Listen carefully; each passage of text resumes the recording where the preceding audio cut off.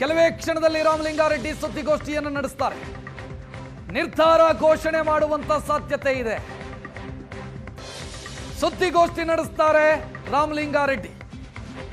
ಆ ಸುದ್ದಿಗೋಷ್ಠಿಯಲ್ಲಿ ತಮ್ಮ ನಿರ್ಧಾರವನ್ನು ಪ್ರಕಟಿಸುವಂತ ಸಾಧ್ಯತೆ ಇದೆ. ಅವರು ಪರಿಸರ ದಿನಾಚರಣೆಯ ಕಾರ್ಯಕ್ರಮದಲ್ಲಿ ಭಾಗಿಯಾಗಿ ಅವರ ಕ್ಷೇತ್ರದ ಪಾರ್ಕ್ ಒಂದರಲ್ಲಿ ಕಾರ್ಯಕ್ರಮ ಆಯಿತು. ಪಾರ್ಕ್ನಿಂದ ಹೊರಗೆ ಬಂದಾಗ ಬೆಂಬಲಿಗರ ಮುಂದೆ ಮಾತನಾಡಿದ್ದನ್ನು ನೋಡಿದ್ರಿ ನೀವು. ಕೊಟ್ಟು ಕಿತ್ಕೊಂಡಿದ್ದಾರೆ, ವಾಪಸ್ ಅವರಿಗೆ ಕೊಟ್ಟು ಬಿಡ್ತೀನಿ ನಾನು. ಸೊ ಅವರು ಮಾನಸಿಕವಾಗಿ ಸಿದ್ಧರಾಗಿದ್ದಾರೆ ಸಚಿವ ಸ್ಥಾನಕ್ಕೆ ರಾಜೀನಾಮೆಯನ್ನು ಕೊಡೋದಕ್ಕೆ. ಅಧಿಕೃತವಾಗಿ ಈಗ ಸುದ್ದಿಗೋಷ್ಠಿ ನಡೆಸುವ ಮುಖಾಂತರ ಅದನ್ನು ಪ್ರಕಟಿಸ್ತಾರೆ ಅನ್ನುವಂಥ ಮಾಹಿತಿ. ಸ್ವಲ್ಪ ಹೊತ್ತಲ್ಲೇ ಸುದ್ದಿಗೋಷ್ಠಿ ನಡೆಯುತ್ತೆ. ರಾಜೀನಾಮೆ ನಿರ್ಧಾರವನ್ನು ಅವರನ್ನು ಘೋಷಣೆ ಮಾಡೋದಕ್ಕಿದ್ದಾರೆ ರಾಮಲಿಂಗಾರೆಡ್ಡಿ. ನಿನ್ನೆ ಇಡೀ ದಿನ ಖಾತೆ ಹಂಚಿಕೆಯ ಸುಳಿವು ಸಿಗ್ತಾ ಇದ್ದಂತೆ ತನಗೆ ನಗರಾಭಿವೃದ್ಧಿ, ಬೆಂಗಳೂರು ನಗರಾಭಿವೃದ್ಧಿ ಸಿಗಲ್ಲ ಅನ್ನೋದು ಗೊತ್ತಾಗ್ತಾ ಇದ್ದಂತೆ ರಾಮಲಿಂಗಾರೆಡ್ಡಿ ಪ್ರಯತ್ನ ಮಾಡಿದರು, ಬದಲಾವಣೆ ಮಾಡಿಸಿಕೊಳ್ಳುವಂಥ ಪ್ರಯತ್ನ ಮಾಡಿದರು. ಮುಖ್ಯಮಂತ್ರಿಗಳನ್ನ ಭೇಟಿಯಾದರು, ಜೇಬಿನಲ್ಲಿ ರಾಜೀನಾಮೆ ಪತ್ರದೊಂದಿಗೆ. ಜೇಬಿನಲ್ಲಿ ರಾಜೀನಾಮೆ ಪತ್ರವನ್ನು ಹಿಡ್ಕೊಂಡೇ ಓಡಾಡ್ತಾ ಇದ್ರು ರಾಮಲಿಂಗಾರೆಡ್ಡಿ. ಆದರೆ ಯಾವುದೇ ಅವರ ಬೇಡಿಕೆಗೂ, ಮನವಿಗೂ, ಒತ್ತಾಯಕ್ಕೂ ಹೈಕಮಾಂಡ್ ಬದಲಾವಣೆಯ ಯೋಚನೆಯನ್ನೇ ಮಾಡಲಿಲ್ಲ. ಸಂಜೆ ಹೊತ್ತಿಗೆ ಖಾತೆ ಹಂಚಿಕೆ ಅಧಿಕೃತ ಆಯಿತು. ಖಾತೆ ಹಂಚಿಕೆ ಅಧಿಕೃತವಾಗ್ತಾ ಇದ್ದಂತೆ ರಾಮಲಿಂಗಾರೆಡ್ಡಿ ಅವರಿಗೆ ಖಾತರಿಯಾಯಿತು ಸಿಗಲ್ಲ ಅಂತ. ಕೃಷ್ಣ ಬೈರೇಗೌಡ ಅವರಿಗೆ ಬೆಂಗಳೂರು ನಗರಾಭಿವೃದ್ಧಿ ಖಾತೆ ಹಂಚಿಕೆಯಾಗಿದೆ. ರಾಜ್ಯಪಾಲರ ಅನುಮೋದನೆಯೊಂದಿಗೆ ರಾಜ್ಯಪತ್ರ ಕೂಡ ಪ್ರಕಟವಾಗಿದೆ. ಕನ್ಫರ್ಮ್ ಆಗಿದೆ, ಇನ್ಯಾವುದೇ ಬದಲಾವಣೆ ಆಗಲ್ಲ ಅಂತ. ಅದರ ಬೆನ್ನಿಗೆ ಈಗ ರಾಮಲಿಂಗಾರೆಡ್ಡಿ ರಾಜೀನಾಮೆ ಕೊಡೋದು ಕೂಡ ಖಚಿತವಾಗ್ತಾ ಇದೆ. ಹೆಚ್ಚಿನ ಡೀಟೇಲ್ ನೀಡೋದಕ್ಕೆ ಮಾರುತೇಶ್ ರೆಡಿ ಇದ್ದಾರೆ. ಮಾರುತೇಶ್, ಸುಳಿವು ಸಿಕ್ಕ ಬೆನ್ನಿಗೆ ಪ್ರಯತ್ನ ಮಾಡಿದ್ರು ರಾಮಲಿಂಗಾರೆಡ್ಡಿ. ಬಟ್ ಅವರ ಯಾವ ಪ್ರಯತ್ನಕ್ಕೂ, ಒತ್ತಡಕ್ಕೂ, ಒತ್ತಾಯಕ್ಕೂ, ಬೆದರಿಕೆಗೂ ಜಗ್ಲೇ ಇಲ್ಲ, ಕನ್ಸಿಡರೇ ಆಗಲಿಲ್ಲ. ಯಾಕೆ? ಅಷ್ಟು ಕ್ಲಾರಿಟಿ ಇರೋದಕ್ಕೆ ಏನು ಕಾರಣ? ಹೈಕಮಾಂಡ್ಗೆ ಅಥವಾ ಮುಖ್ಯಮಂತ್ರಿ ಡಿ ಕೆ ಶಿವಕುಮಾರ್ ಅವರಿಗೆ ಬದಲಾವಣೆ ಬೇಡವೇ ಬೇಡ ಅಂತ? ರಕ್ಷತ್, ಈಗ ನಿನ್ನೆ ವಿಧಾನಸೌಧದಲ್ಲಿ ಸಿಎಂ ಕಚೇರಿಯಲ್ಲೇ ರಾಮಲಿಂಗಾರೆಡ್ಡಿ ಮುಖ್ಯಮಂತ್ರಿಯಾಗಿರುವ ಡಿ ಕೆ ಶಿವಕುಮಾರ್ ಅವರನ್ನು ಭೇಟಿಯಾಗಿ ಚರ್ಚೆ ನಡೆಸಿದ್ರು. ಅವರಿಗೆ ಖಚಿತ ಇತ್ತು ನನಗೆ ಜಲಸಂಪನ್ಮೂಲ ಕೊಡ್ತಾರೆ ಅನ್ನುವಂಥ ಮಾಹಿತಿ.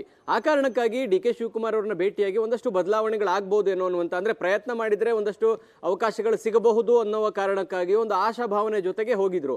ನಾನು ಬೆಂಗಳೂರಿನವನಿದ್ದೀನಿ, ಜಲಸಂಪನ್ಮೂಲ ಖಾತೆ ತಗೊಂಡು ನಾನೇನು ಮಾಡಲಿ ಅಂತೇಳಿ ರಾಮಲಿಂಗಾರೆಡ್ಡಿ ಅವರು ಡಿ ಕೆ ಶಿವಕುಮಾರ್ ಮುಂದೆ ಕೂಡ ನಿನ್ನೆ ಪ್ರತಿಪಾದನೆ ಮಾಡಿದ್ರು. ಇದು ಹೈಕಮಾಂಡ್ ನಿರ್ಧಾರ, ನಾನು ಇದರಲ್ಲಿ ಯಾವುದೇ ನಿರ್ಧಾರವನ್ನು ಕೈಗೊಂಡಿಲ್ಲ, ಇದೆಲ್ಲವೂ ಹೈಕಮಾಂಡ್ ನಿರ್ಧಾರ ಅಂತೇಳಿ ಡಿ ಕೆ ಶಿವಕುಮಾರ್ ಅವರು ಹೇಳಿದ್ರು. ಆಯ್ತು, ನೀವು ಹೈಕಮಾಂಡ್ ನಿರ್ಧಾರ ಅನ್ನೋದೇ ಆದರೆ ನಾನು ರಾಜೀನಾಮೆ ಕೊಡ್ತೀನಿ ಅಂತೇಳಿ ನಿನ್ನೆಯೂ ಡಿ ಕೆ ಶಿವಕುಮಾರ್ ಎದುರುಗಡೆ ಪ್ರಸ್ತಾಪ ಮಾಡಿ ಬಂದಿದ್ದಾರೆ. ಇದರ ಜೊತೆಗೆ ಜಲಸಂಪನ್ಮೂಲ ಖಾತೆ ನಿಭಾಯಿಸು ಅಂದರೆ ಉತ್ತರ ಕರ್ನಾಟಕ ಭಾಗಕ್ಕೆ ಇದರ ಅಗತ್ಯತೆ ಜಾಸ್ತಿ ಇದೆ, ಆ ಭಾಗದವರು ಆಗಬೇಕು ಅನ್ನುವಂಥ ಬೇಡಿಕೆ ಈ ಸರ್ಕಾರ ಬಂದಾಗಲಿಂದಲೂ ಕೂಡ ಇದೆ. ಡಿ ಕೆ ಶಿವಕುಮಾರ್ ಜಲಸಂಪನ್ಮೂಲ ಖಾತೆ ಇಟ್ಕೊಂಡಾಗಲೂ ಕೂಡ ಈ ಕೂಗು ಕೇಳಿ ಬಂದಿತ್ತು. ಎಂ ಬಿ ಪಾಟೀಲ್ ಅವರಿಗೆ ಜಲಸಂಪನ್ಮೂಲ ಖಾತೆ ಕೊಡಿ ಅನ್ನುವಂಥ ಒತ್ತಡಗಳು ಕೂಡ ಜಾಸ್ತಿ ಆಗಿತ್ತು. ಆದರೆ ಈಗ ಹೈಕಮಾಂಡ್ ಈ ನಿರ್ಧಾರವನ್ನು ತೆಗೆದುಕೊಂಡಿದೆ ಅಂತೇಳಿ ಡಿ ಕೆ ಶಿವಕುಮಾರ್ ಹೇಳ್ತಿದ್ದಾರೆ.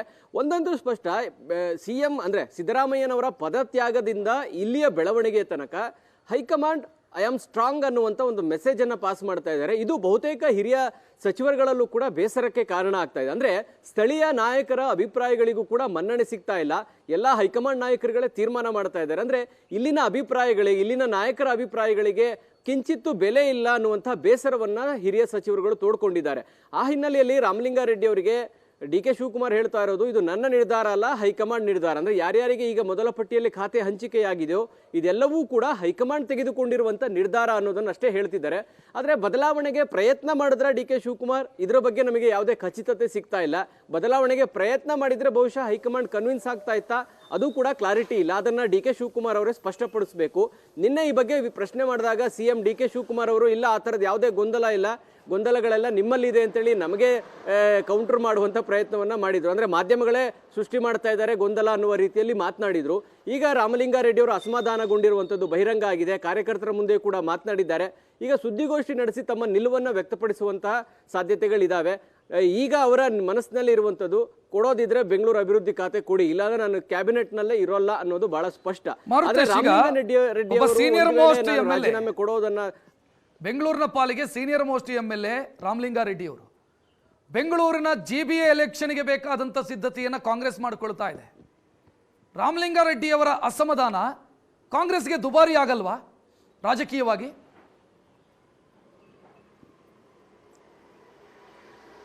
ರಕ್ಷತ್, ಈಗ ರಾಮಲಿಂಗಾರೆಡ್ಡಿ ಮಾತ್ರ ಅಲ್ಲ, ಬೆಂಗಳೂರಿನಲ್ಲಿ ಇಬ್ಬರು ಸಚಿವರದ್ದು ಪರಿಸ್ಥಿತಿ ಹಿಂಗಾಗಿದೆ. ಒಂದು ಜಮೀರ್ ಅಹಮದ್ ಮೊದಲ ಪಟ್ಟಿಯಲ್ಲೇ ಬಹಳ ನಿರೀಕ್ಷೆಯಲ್ಲಿದ್ರು, ಅವ್ರದ್ದು ಕೂಡ ಮೊದಲ ಪಟ್ಟಿಯಲ್ಲಿ ಘೋಷಣೆ ಆಗಿಲ್ಲ, ಸಿಗುತ್ತೋ ಇಲ್ವೋ ಅನ್ನೋಂಥ ಆತಂಕದಲ್ಲಿದ್ದಾರೆ. ಒಂದ್ ವೇಳೆ ಅವ್ರಿಗೆ ಸಿಗದೇ ಇದ್ರೂ ಕೂಡ GBA ಚುನಾವಣೆಗಳು ಬೆಂಗಳೂರಿನಲ್ಲಿ ನಡೆಸೋದು ಕಷ್ಟ ಆಗುತ್ತೆ. ಮುಸ್ಲಿಂ ಡಾಮಿನೆಂಟ್ ಇರುವಂತಹ ಪ್ರದೇಶಗಳಿಗೆ ಯಾವ್ದಾದ್ರು ಒಂದು ಸ್ಟಾರ್ ಆಫ್ ಫೇಸ್ ಅಂತ ಕಂಡು ಬಂದ್ರೆ ಅದು ಜಮೀರ್ ಅಹಮದ್ ಮಾತ್ರ. ಇನ್ನೊಂದು ಕಡೆ ರಾಮಲಿಂಗಾರೆಡ್ಡಿ ಈ ಹಿಂದೆ BBMP ಇದ್ದಾಗ BBMP ಚುನಾವಣೆಗಳು ರಾಮಲಿಂಗಾರೆಡ್ಡಿಯವರ ನೇತೃತ್ವದಲ್ಲೇ ನಡೀತಾ ಇತ್ತು.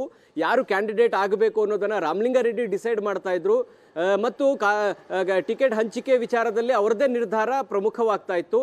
ರಾಮಲಿಂಗಾರೆಡ್ಡಿ ಅವರು ತೆಗೆದುಕೊಳ್ಳುವಂತ ನಿರ್ಧಾರದ ಕಾರಣಕ್ಕಾಗಿ ಕಾಂಗ್ರೆಸ್ BBMP ಇದ್ದಾಗ ಅಧಿಕಾರ ಹಿಡಿದಿದ್ದು ಕೂಡ ಇದೆ.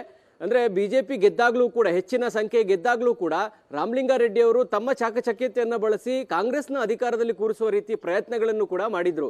ಅಂದ್ರೆ ಬೆಂಗಳೂರನ್ನ ಆಳ ಅಗಲ ಎಲ್ಲವೂ ಗೊತ್ತಿದೆ, ಎಲ್ಲಿ ಯಾವ ಅಭ್ಯರ್ಥಿಗಳನ್ನು ಹಾಕಬೇಕು ಅನ್ನುವಂಥ ಅರಿವು ಇದೆ ಮತ್ತು ಬೆಂಗಳೂರಿನ ಸಮಸ್ಯೆಗಳು ಮತ್ತು ಅದರ ಪರಿಹಾರಗಳ ಬಗ್ಗೆಯೂ ಕೂಡ ರಾಮಲಿಂಗಾರೆಡ್ಡಿ ಅವರಿಗೆ ಅರಿವಿದೆ.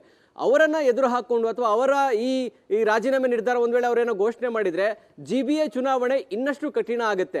ಮೊದಲೇ ಈಗ 3 ವರ್ಷದ ಆಡಳಿತದ ಹಿನ್ನೆಲೆಯಲ್ಲಿ, ಅದರಲ್ಲೂ ಅರ್ಬನ್ ವೋಟರ್ಸ್ ಅಂತ ಬಂದಾಗ ಕಾಂಗ್ರೆಸ್ಗೆ ಅಷ್ಟೊಂದು ಪಾಸಿಟಿವ್ ಆಗಿ ಇಲ್ಲ. ಅದು 2023 ಜನರಲ್ ಎಲೆಕ್ಷನ್ ನೋಡಿದ್ರೂ ಗೊತ್ತಾಗುತ್ತೆ ಅಥವಾ ಹಿಂದಿನ ಎಲೆಕ್ಷನ್ಸ್ಗಳು ನೋಡಿದಾಗ್ಲೂ ಗೊತ್ತಾಗುತ್ತೆ. ಅರ್ಬನ್ ವೋಟರ್ಸ್ ಯಾವಾಗಲೂ ಕಾಂಗ್ರೆಸ್ನ ಪರವಾಗಿ ಅಷ್ಟೊಂದು ಸಂಖ್ಯೆಯಲ್ಲಿ ಪರ್ಸೆಂಟೇಜ್ ಆಫ್ ವೋಟಿಂಗ್ ಮಾಡಲ್ಲ. ಆ ಹಿನ್ನೆಲೆಯಲ್ಲಿ ಹೇಳೋದಾದ್ರೆ ಬೆಂಗಳೂರಿನ ಚುನಾವಣೆ ಕಾಂಗ್ರೆಸ್ ಪಾಲಿಗೆ ಅತ್ಯಂತ ಒಂದು ರೀತಿ ಕಬ್ಬಿಣದ ಕಡಲೆ ಆಗುತ್ತೆ. ರಾಮಲಿಂಗಾರೆಡ್ಡಿ ಅವರು ಏನಾದರೂ ರಾಜೀನಾಮೆಯನ್ನ ಕೊಟ್ಟರೆ. ಈಗ ರಾಮಲಿಂಗಾರೆಡ್ಡಿ, ಜಮೀರ್ ಅಹಮದ್ ಇಂಥ ನಾಯಕರುಗಳು ಇಟ್ಕೊಳ್ಳದೆ ನೀವು GBA ಚುನಾವಣೆ ನಡೆಸ್ತೀವಿ ಅಂತ ಏನಾದರೂ ಹೋದ್ರೆ ನಿಜವಾಗ್ಲೂ ಒಂದು ದೊಡ್ಡ ಮಟ್ಟದ ಸೆಟ್ ಬ್ಯಾಕ್ ಅಂತೂ ಕಾಂಗ್ರೆಸ್ಗೆ ಇದ್ದೇ ಇದೆ. ಹಾಗಾಗಿ ಇದನ್ನ ಮನವೊಲಿಸುವಂತ ಪ್ರಯತ್ನವನ್ನ ಯಾರಾದ್ರೂ ಮಾಡ್ತಾರೆ ಅಂದ್ರೆ ಈಗಲೂ ಏನ್ ಕಾಲ ಮಿಂಚಿಲ್ಲ. ಮುಂದಿನ ಈಗ ಮನವೊಲಿಸುವಂತ ಪ್ರಯತ್ನ ಮಾಡಬೇಕು ಅಂತ ಅವಕಾಶ ಇದೆ. ಆ ಭರವಸೆ ಸಿಗಬೇಕು ಸ್ಪಷ್ಟವಾಗಿ.